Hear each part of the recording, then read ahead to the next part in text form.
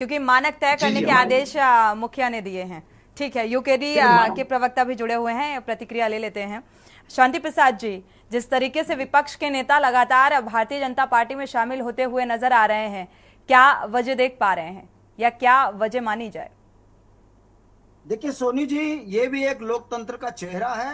हम्म। वर्तमान दौर के अंदर जो चल रहा है ये लोकतंत्र के लिए बहुत खतरा है। हम्म। देखिए, अवसरवादी व्यक्ति पार्टियां बदलता है, ये आज नहीं सदियों से चला आ रहा है।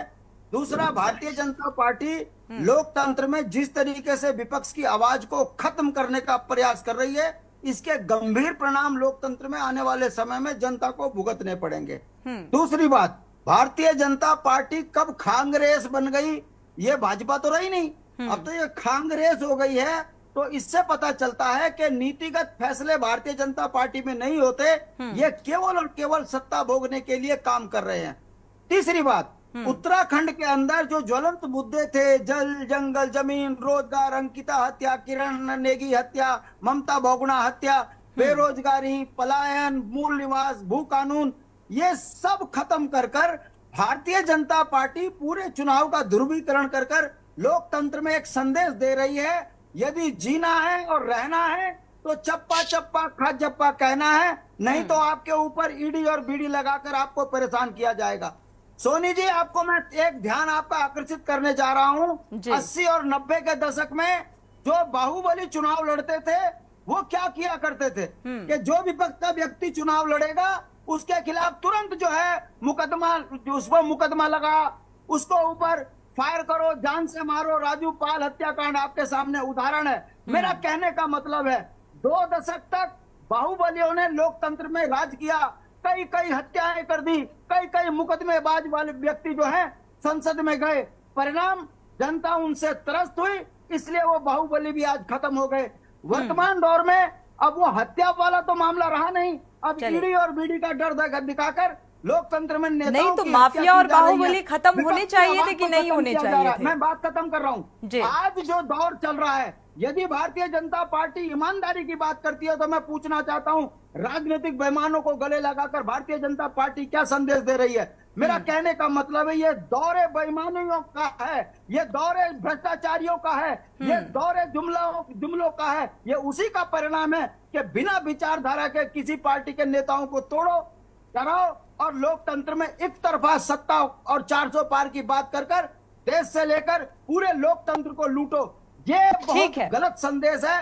ना बाहुबलियों का समय रहा, ना भारतीय जनता पार्टी का समय रहेगा। मैं मानना चाहता हूं, देखिए मैं राष्ट्रीय पार्टियों की विचारधाराओं का मैं धुर विरोधी हूं, बावजूद उसके मेरा यह कहना है कि कांग्रेस के जो रणनीतिकार हैं वो ये समझ लीजिए कि आपको जिस तरीके से प्रताड़ित करके परेशान किया जा रहा है। मैं एक छोटा सा उदाहरण देता हूं कि राहुल गांधी की जो रैली श्रीनगर में, पौड़ी में या पिथौरागढ़ में, नैनीताल में होनी चाहिए थी, भारतीय जनता पार्टी ने सुनियोजित तरीके से राहुल गांधी की जो रैली है वो रुड़की में रखकर एक संदेश दिया है कि कांग्रेस एक विशेष समुदाय की पार्टी है। और उसके बाद इसकी जो नुकसान कांग्रेस, विपक्ष की अपनी भी तो कोई रणनीति कारगर सिद्ध होनी चाहिए ना शांति प्रसाद जी। विपक्ष की अपनी भी तो कोई ठोस रणनीति होनी चाहिए। रणनीति ठोस हो ना हो, मगर कांग्रेस के अंदर भी जयचंद जैसे हैं। मैं पूछना चाहता हूं, हरिद्वार में परिवारवाद का संदेश देकर कांग्रेस को कमजोर करने वाला कौन नेता है? वो अगर देखेंगे तो कांग्रेस का ही बड़ा नेता है। तो ठीक है, इसका जवाब ले लेते हैं नवीन प्रशाली जी से, लेकिन उससे पहले प्रतिक्रिया रतन मणि जी डोभाल जी से लेते हैं। रतन मणि जी, क्या ये ध्रुवीकरण, तुष्टीकरण की राजनीति है? विपक्ष के कई नेता अब भारतीय जनता पार्टी में शामिल होने के लिए जा रहे हैं। लगातार भारतीय जनता पार्टी अपना परिवार बढ़ाती हुई नजर आ रही है, अब उसे मानक तय करने पड़ रहे हैं। नौबत यहां तक आ पहुंची है। देखिए सोनी जी, मैं आपके चैनल पर पहले जो बात आज आप कर रहे हैं वो मैं कह चुका हूं पहले कि जिस तरीके से भारतीय जनता पार्टी ये सब कर रही है, तो जो उसका ग्रास रूट का जो कार्यकर्ता है, जिसको वो पन्ना पर्वों से शुरू करते हैं, उसमें जो बेचैनी है धरातल पर, वो उनको आवाज नहीं हो रहा है कि जिस तरीके से आप पार्टी को डस्टबिन बनाते जा रहे हैं, जो भी आ जाए उसमें डाल रहे हैं। और और वो इतनी जल्दी सामने आ जाएगी, वो बात इतनी जल्दी मुख्यमंत्री को कहनी पड़ेगी, ये बात जो मैं पहले कह रहा था, तो मैं सोच भी नहीं सकता था कि इतनी जल्दी ये बात आएगी कि अब इसको विराम करो। इस पर सोचो।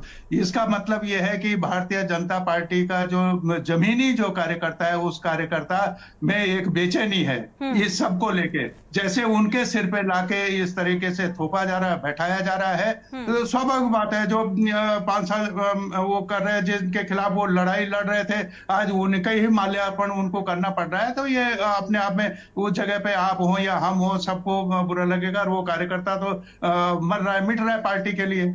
और आप उसको पूछ भी नहीं रहे, विश्वास भी नहीं रहे, आ जाता है और वो उनको बुला लेते हैं कि इसका माल्यार्पण करो, इसको मंचासीन करो। तो ये बेचैनी उस पार्टी में आ रही है जो कहती है कि पार्टी विद डिफरेंट। ये डिफरेंट पार्टी है।